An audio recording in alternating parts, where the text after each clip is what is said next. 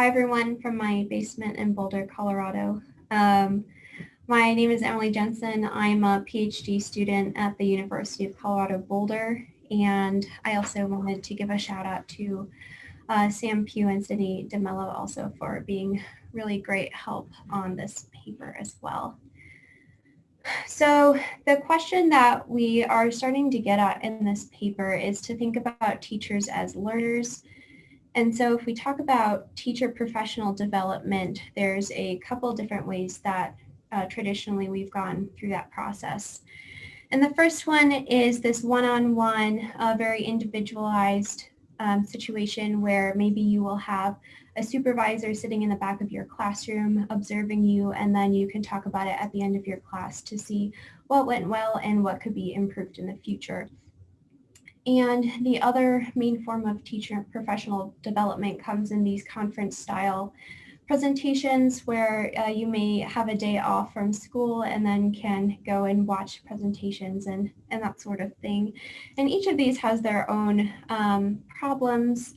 So in the one-on-one approach, these based on resources can be really infrequent. They take a lot of time for both the teacher and whoever's observing them, and can be really subjective based on who is doing your observation and giving you feedback. And then on the other side of the spectrum, these conference style professional development can be pretty ineffective, mostly because they're not personalized to the individual teacher and can cost a lot of money to put on and to send teachers to those. And so there's this really need for something in the middle that can give teachers what they need, but also can leverage the resources that we have. And so previous work that we've done has proposed this automated feedback system that allows teachers to capture the speech that they are doing in their classrooms and then use automated machine learning methods to really generate that feedback for them so that they can access it on their own time and do the reflection so that the next time they go back to teaching, they can take those insights and make improvements in the future.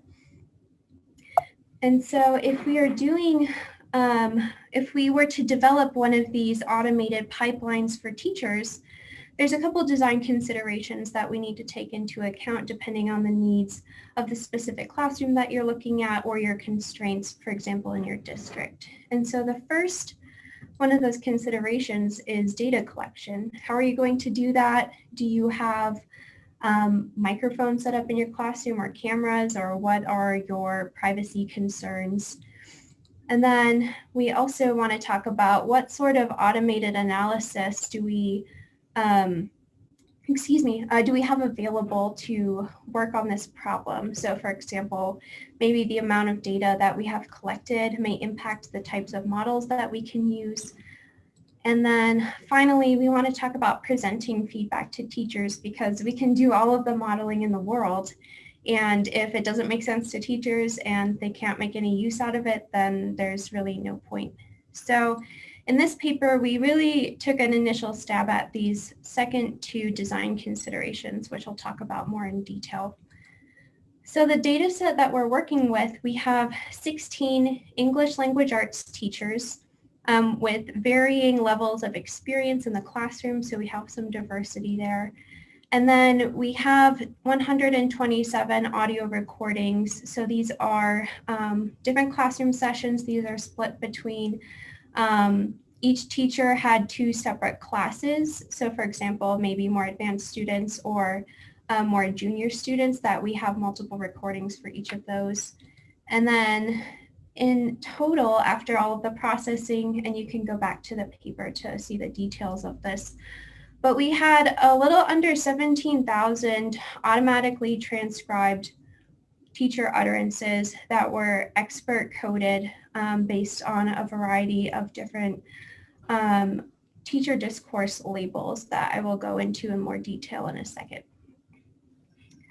So for the machine learning process that we went through, our features that will be going into these models are features that we've derived from the transcribed utterances. So they started off as audio recordings. We've turned them into basically text at this point.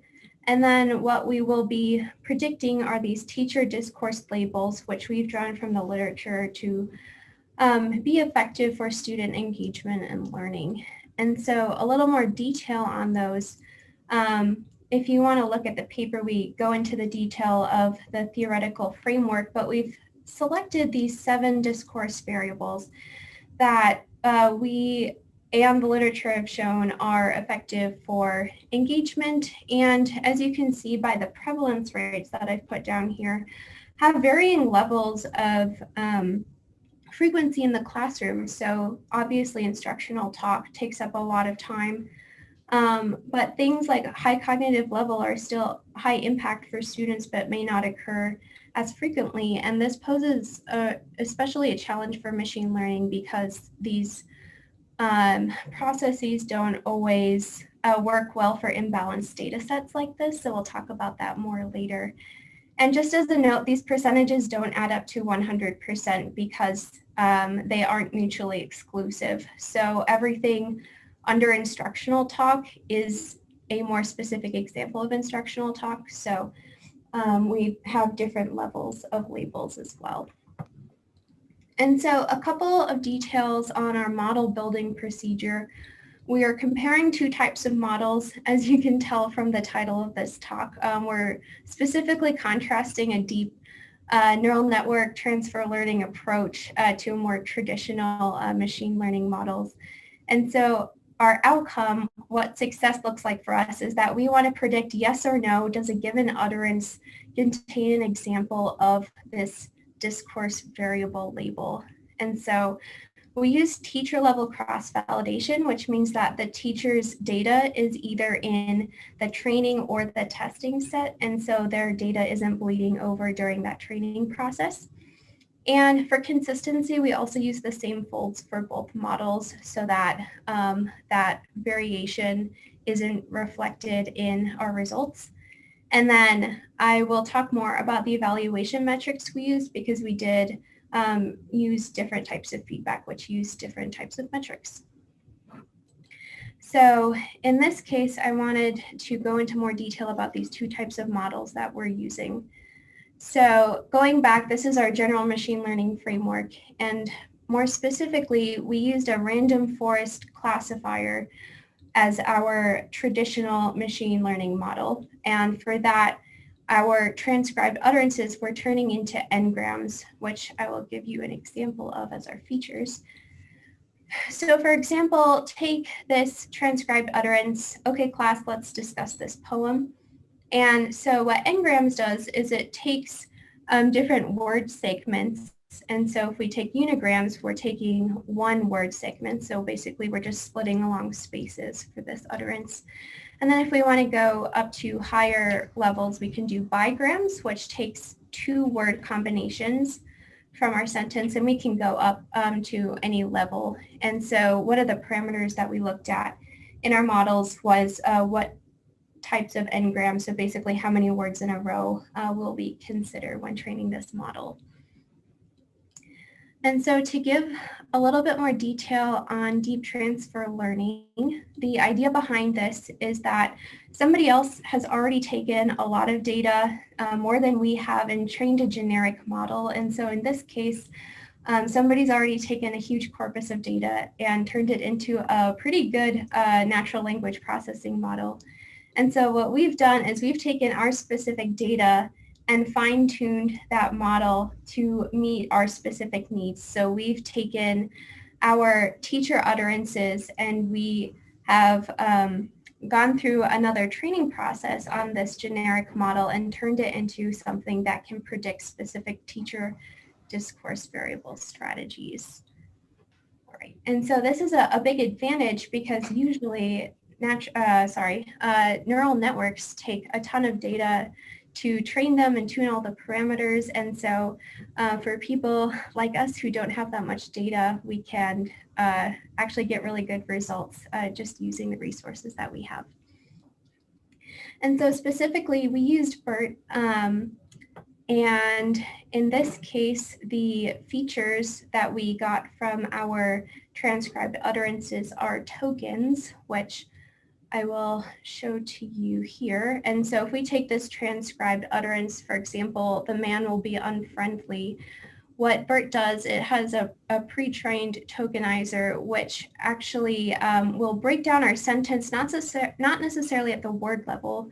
It actually starts at the character level and combines them based on which are most useful for predicting in the model. And so this could turn into individual words. We could combine words like will, be, here, and we may split off some meaningful suffixes such as like the ly at the end of unfriendly. All right, and so if we go more into this automated analysis part of our design considerations, we come to the research question, which is what is the data accuracy trade-off between these two methods, our more traditional random forest classifier and our state-of-the-art natural language processing BERT system. And so for this presentation, I will be giving some overview simplified results, but if you want to see the nitty-gritty details of the statistics, you're welcome to go back and look at the paper. So how we went about answering this research question is we did some sample size simulations where we start by sampling, for example, 25% of the data, and we can train a model on that small sample. And we'll do that 10 times so that we can get a more, a better estimate so we can, of how this performs over different numbers of iterations. And then we'll average that to get an overview of how well our model performed over that small amount of data. And so what we did is we repeated this for 25, 50, 75, and 100% of our data set to see simulate if we only had a really small amount of data, how are these models going to perform? And so in general, we found that BERT performs better than our random forest model, especially for larger sample sizes. And so this graph here, I have our sampling rate on the bottom axis, so 25% all the way up to 100%. And you can see, especially as our sample size increase, BERT just continues to improve here. But we see in general that there's really not much difference between the two models at these very small sample sizes. And also note that for this example that we're predicting whether an utterance is a question or not, our base rate is 31%, which is relatively high compared to the other discourse variables that I mentioned earlier. And so of course there's always an exception to the rule. And so this advantage with the BERT model is actually not as clear for the discourse variables with smaller base rates. And so if we look at authentic questions, alternatively, this has a base rate of about 5%, and you can see that our BERT model is really no better than chance at this point. So our metric here is AUROC, which is the area under the receiving operator characteristic curve. And so that 0.5 is actually a guessing range right there. And so while it does improve with larger sample sizes, it really doesn't get better than our random forest. And so I guess a few quick takeaways for the automated analysis part of our design considerations. You may want to consider using simpler models for analysis when we're working with smaller data sets or the outcomes that we're trying to predict. So if you don't want to use the labels that we used, have very small base rates. And it seems like at least the neural network approach that we took did not do as well for those cases.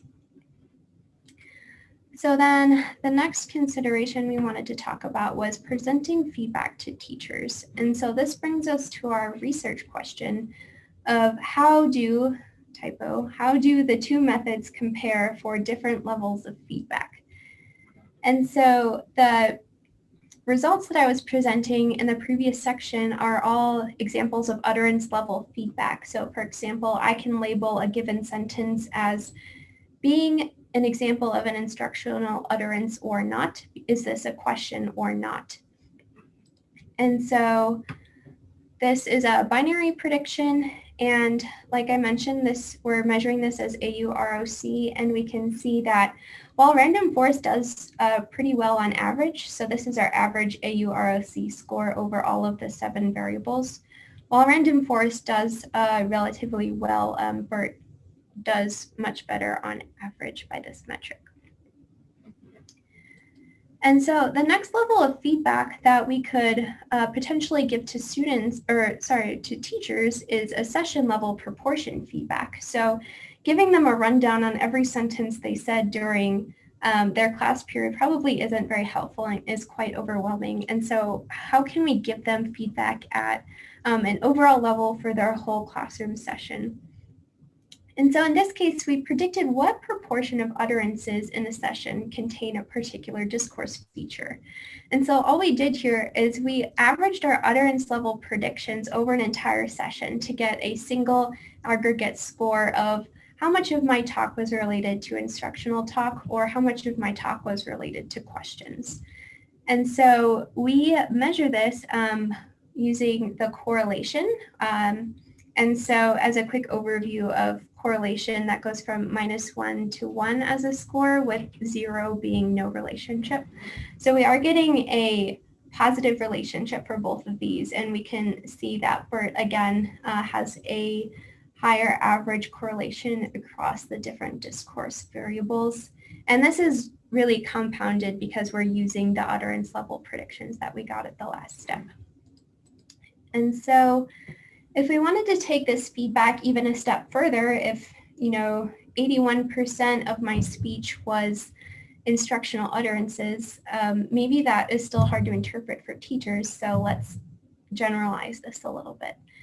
And so for this ordinal feedback that we discuss in the paper, we are comparing the teacher's proportion to the distribution of other teachers. And so, for example, assuming that these were normally distributed, which they're not necessarily, we can split them into low, medium, and high prevalence compared to the other teachers in our data set.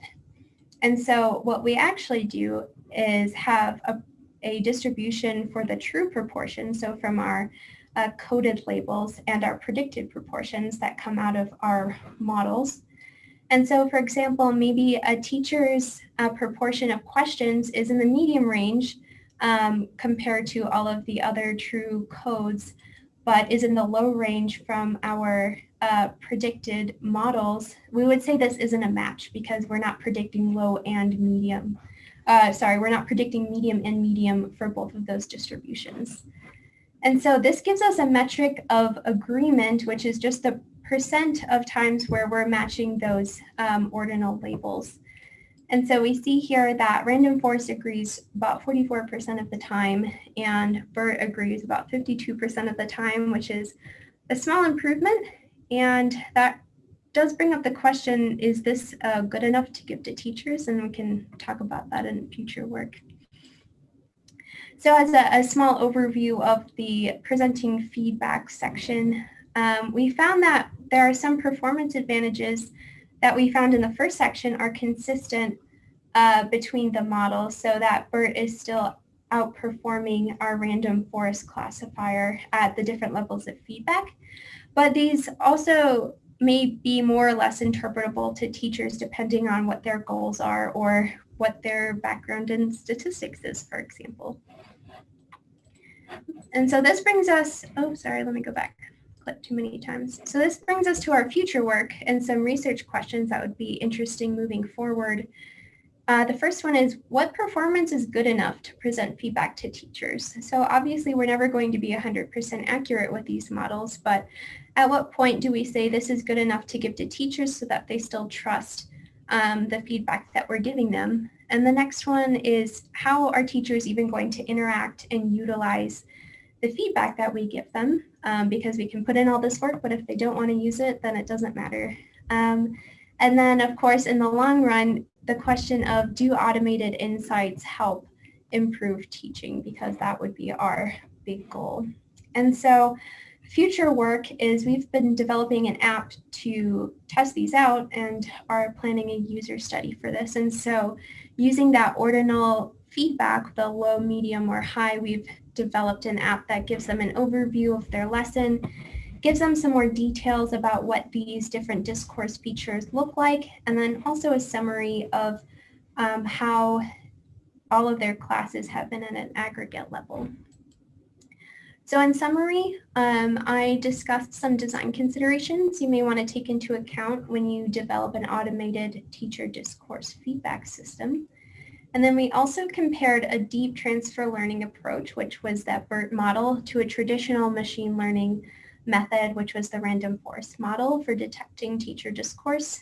And we found that deep transfer learning provides us better results across different levels of feedback, especially when we have the advantage of using a larger data set. So that is all I had for today, and thank you. Well, thank you so much. And I'm trying to click on the right spot in the system. So here's a question. Does the teacher discourse variables mapped with teacher efficiency? This might help a teacher to introspect. Okay. All right. I just want to make sure I heard you right. Is it efficiency? Okay. Does the teacher discourse variables, what is given to them, mapped with teacher efficiency? I don't know how efficiency is computed, but it may help the teacher with efficiency, although you're interested in authentic questions. So I don't know if efficiency is the right dimension as opposed to thinking, but that's the question. Yeah, I guess I haven't thought about efficiency specifically, but we definitely chose these variables to target efficacy. So these are discourse strategies that teachers can use that have been shown to help students with critical thinking and engagement in the classroom.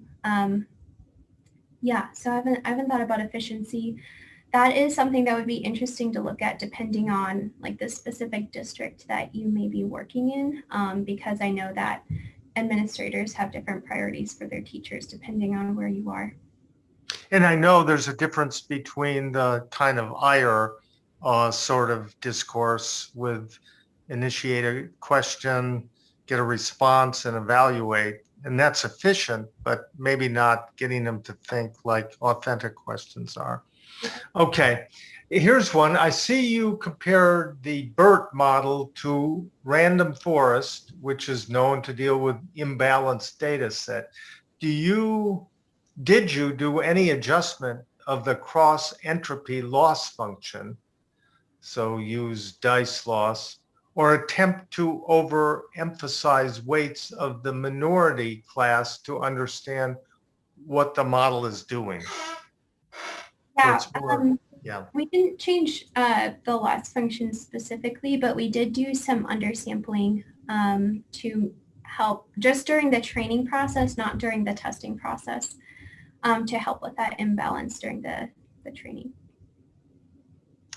Okay, here's one. Does the teacher discourse variables mapped with teacher efficiency? Oh, that's the same one, sorry. So let me ask mine. You did it at the turn level, right? Did you try aggregating it, like every 4 turns and get a different proportion to know what the span of discourse is to model this? Yeah, that's a really interesting question.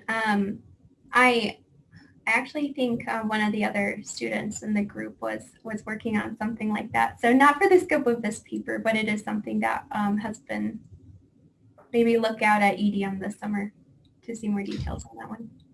Yeah, and I do believe that that's important because at a very micro level, the data may not look that good, but if you aggregate, but how much aggregation? Do you do 10 turns or 2 turns, before it can actually get pretty accurate for the teacher feedback?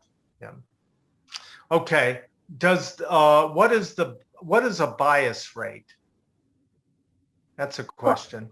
I think that may have been a typo on my end. I was talking about base rate. So a base rate, the relative frequency that it shows up during a lesson. So for example, let's just say I said 100 sentences during my lesson today. And if 5 of those included questions, then my base rate for asking questions would be 5%.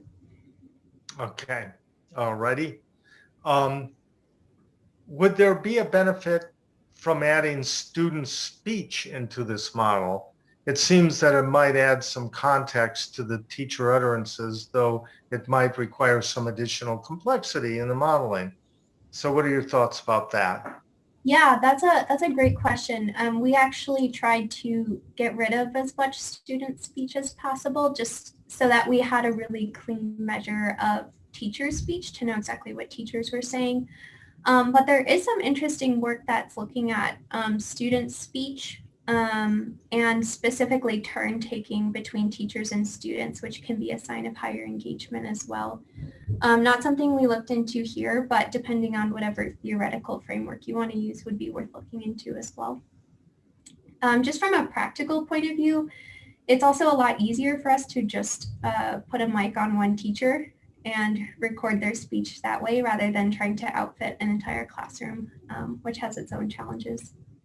Well, I know a project like that actually out of the University of Wisconsin that Sydney was involved in, and that can go a long way. I do wonder also what would there be any benefit from adding students? Oh, that's the same one. So here's a question that I have. Suppose the teacher got this feedback, which would be fantastic, like especially how much authentic, discourse there is. Would they use it? Yeah. Do you have any usability data like that? Even a little bit of usability, Yeah, that's a great question. Something I am really interested to find out. I guess pre-COVID, that was our plan, was we were gearing up to do a user study, and then all of our schools shut down. So yeah. We've been struggling with the question of like, is this something that we can transfer to Zoom or not? But yeah, that's in the pipeline. Mm-hmm. Does increasing